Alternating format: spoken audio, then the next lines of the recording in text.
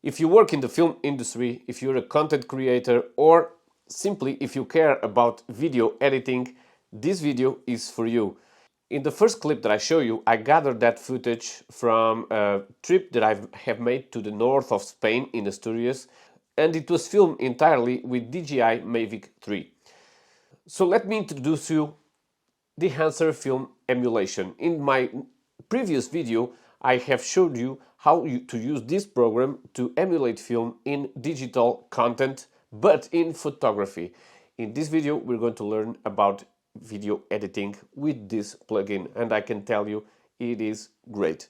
I'm not going to make a tutorial about how to use all of the features of the plugin, but I'm going to show you what he does and how easy it is to work with this plugin, and of course with your video editing system or program, which in my case is Final Cut Pro, but you can use it also with Premiere, for example, or DaVinci Resolve. But let's get started. Let's go. First thing to do is to come to Dehancer Film Emulation, and then here you can search everything about this program or this plugin, and you need to come here to Products and to search for your compatible program to start. So if you want video, DaVinci Resolve plugin, Final Cut, or Adobe plugin. So in my case, it's Final Cut plugin. I come here, I choose to download the Dehancer Pro. You can also buy or download some parts of the program, but this is the entire program. So you have to click in download, and after you click in download, you come here and download the 375 megabyte file. So make sure you, of course, you choose your compatibility. If it is Apple, choose macOS. If it is Windows, choose here Windows. Okay, so here is the sequence that I have shown you in the beginning of this video, and of course I have already removed all the configurations and all the editing process for me, just for me to show you now how can you do it yourself. To start using Dehancer is quite simple. So you just need to come here to the effect panel in Final Cut, to choose film emulation, and then drag the film emulator here to your clip. And it's done. So it's just as simple as this. So the second thing you need to do is to come here to the source, choose camera, and then select your camera. I will select DJI because all of these clips are made with DJI, and then you choose Mavic 3 and the system D-Log, so everything is okay. So if you start from 0, and I'm going to disable all of the things that Dehancer can do. If you start from 0, you won't see too many changes. Instead, you only see the change in the D-Log format. And I need to highlight this to you because it's very important. If you don't come here to Final Cut and choose none to your editing process, sometimes Final Cut just make this automatically, and then you ended up with 2 camera LUTs placed in your clip, and this will look like this because it has 2 LUTs applied to the file. So make sure this here is set to none. Okay, let's come back here to my video, and of course if you deactivated this, this is just a log file. Okay, so now we're starting our process in Dehancer, and first things first, of course, the most important thing to do is to choose your film. So you need to enable the menus that you are where you are working in order for this to work. Otherwise, they won't make any change at all, of course. So you can choose your film here, and let's see, for example, I have this Kodak Vision 3, but you can choose, for example, the Prokudin Gorski. Oh, let me enable. Okay, you see now the change. You can choose the Kodak Portra 160, and for example, if you wanted a black and white Ilford HP5, and for example, and for this video we are going to choose, let me see where it is, maybe this Fujifilm Pro 400. Yes, I like this one, Fujicolor Pro 400. It's very, very beautiful. But, well, you have a lot of, actually there are 63 film types that you can choose in order to edit your film. So, okay, let's continue with this one. This is just for video purposes, just for me to show you this program, and of course the editing process is just up to you. Before we continue, you can also here just correct a little bit the exposure, the temperature. As you can see, also my temperature of my video is a little bit bluish because I filmed this in the early hours of the day and it was quite blue, the color. So, okay, now we are having something here. You can make also something like this. You can enable diff reach or disable. And let me, before we continue, tell you something that I don't especially like in this plugin. It is this enable and disable button, which is in the end of the sub-menus in this program. I would love that this enable and disable button would stay here at the top.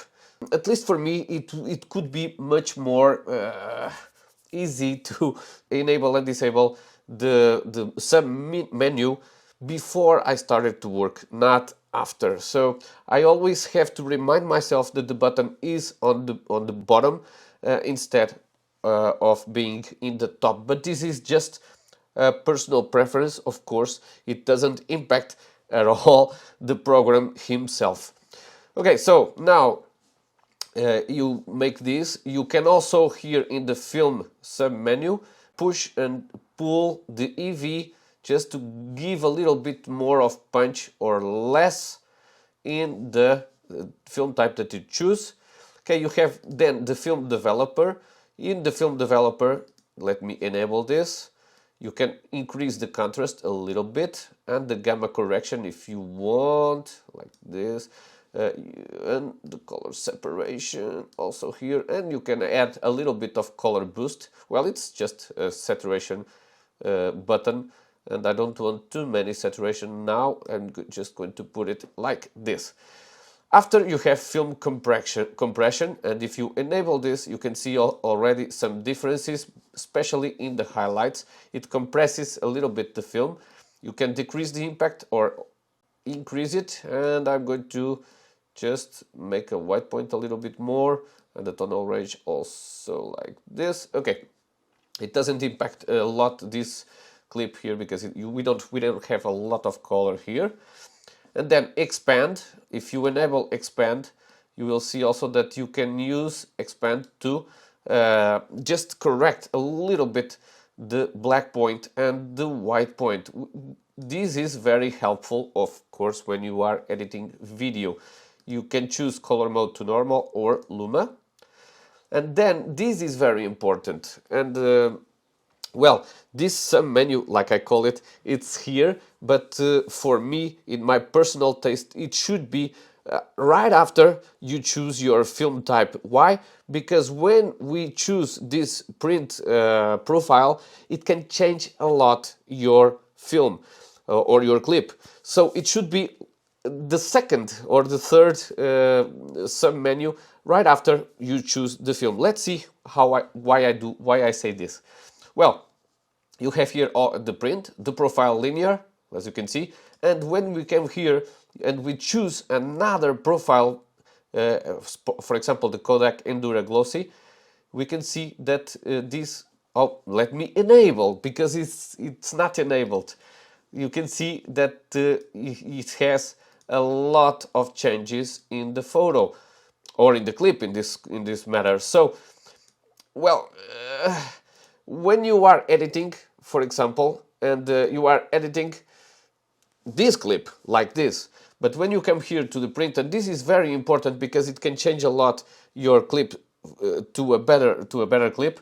You change to Kodak Endura, and then you have to remake again all these settings that you've had already changed. So we come here to the contrast. We want to decrease it. We want to make some gamma correction again, and we want also to decrease this film compression like this. The white point, increase it. And de-expand, decrease the black point, otherwise it will be very contrasty. Okay, so now we're done. Okay, so I needed to come back here and to change all of this in order to match this profile of Kodak Endura. Of course, if I didn't want it, I didn't change it, but I really like to work especially with this profile Kodak Endura Glossy paper.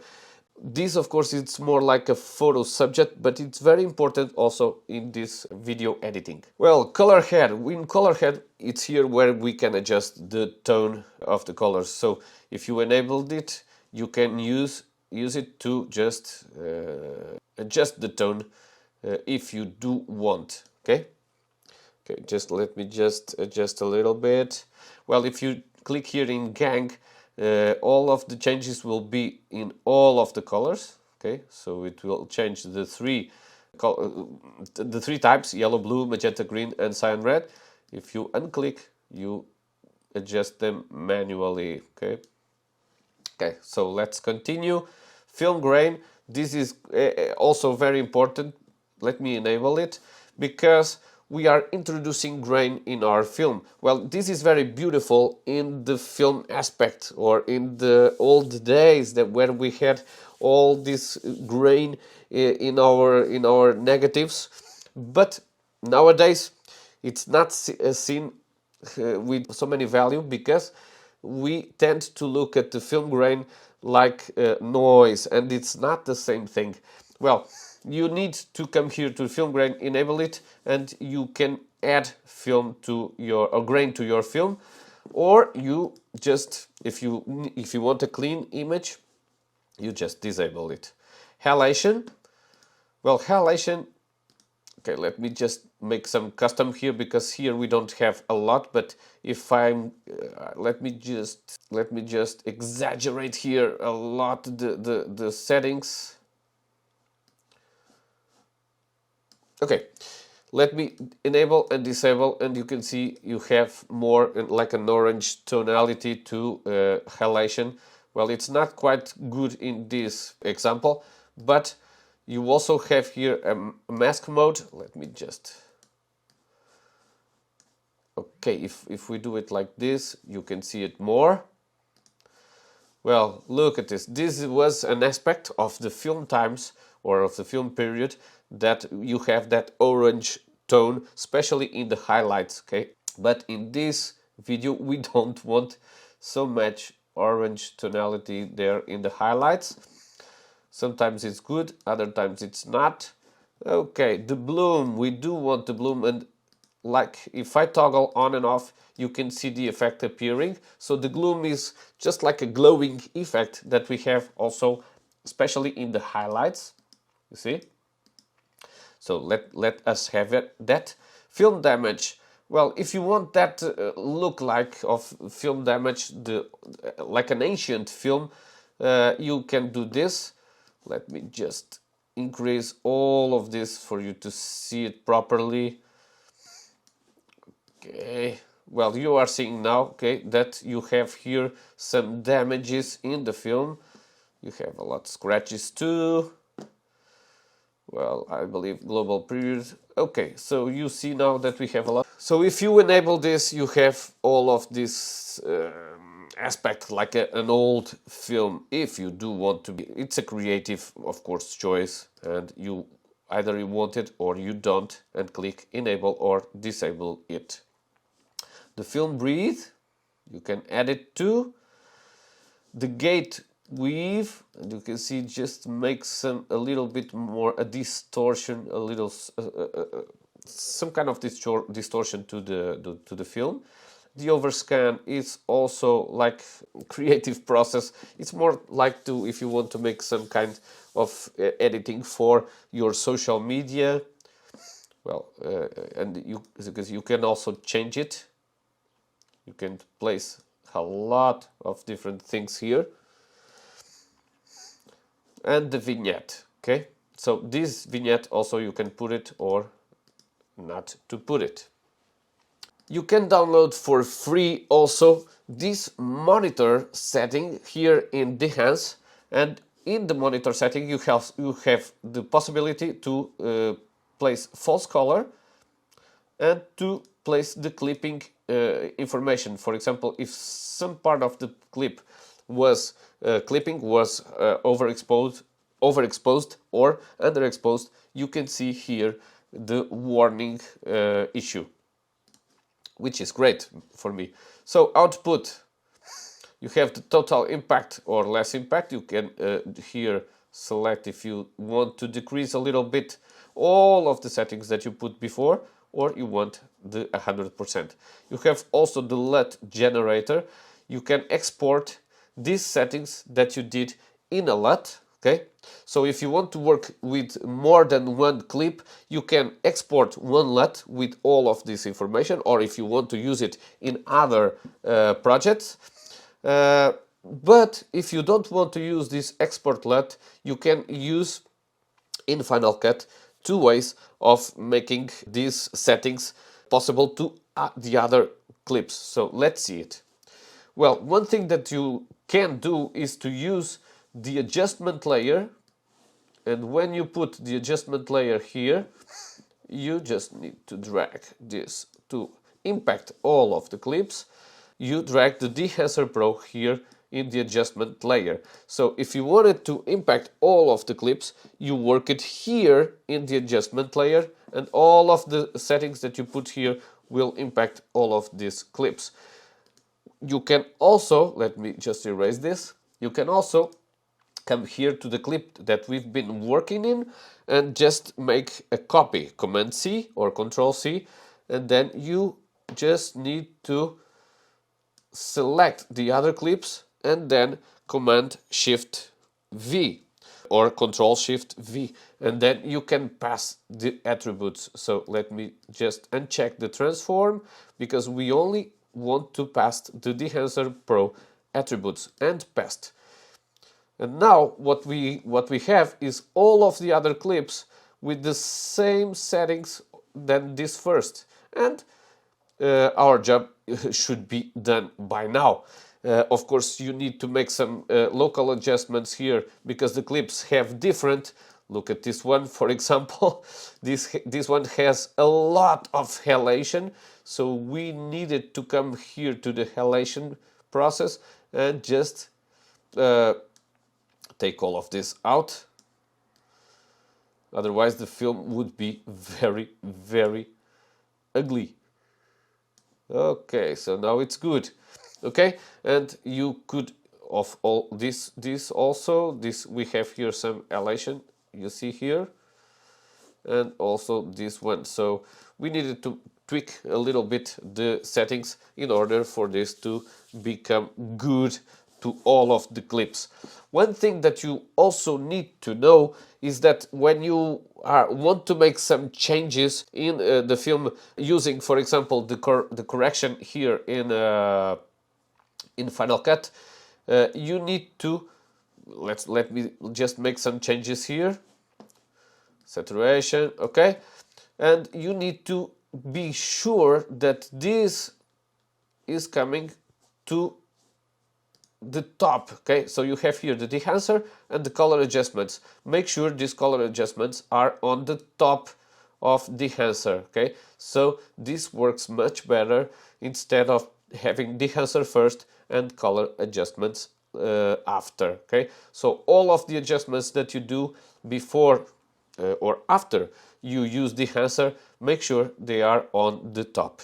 Okay, so I'm not going to do more editing now. This was just for you to understand how this program works. It works really, really well. It's fantastic, not only to give you that film look, but also to color grade your footage with a fantastic color, with fantastic film presets, and you can use it in all of your project.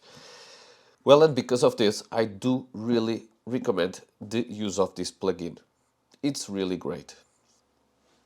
Well, and here it is, and you see how easy it is to use this plugin or this program. You can use it with Final Cut, with Premiere, with DaVinci Resolve. It works in all of those programs, and you can use it for both applications. If you are a very serious film creator, and if you are only a content creator or just an enthusiastic about film, you can film emulate your clips and you can make them look like old, or you just can give to your films and to your clips that cinematic look that you always want to achieve. So it's very, very easy to use. I don't find any cons using this program, just that enable click that I think it should be on the top of each submenu, but that's a minor thing.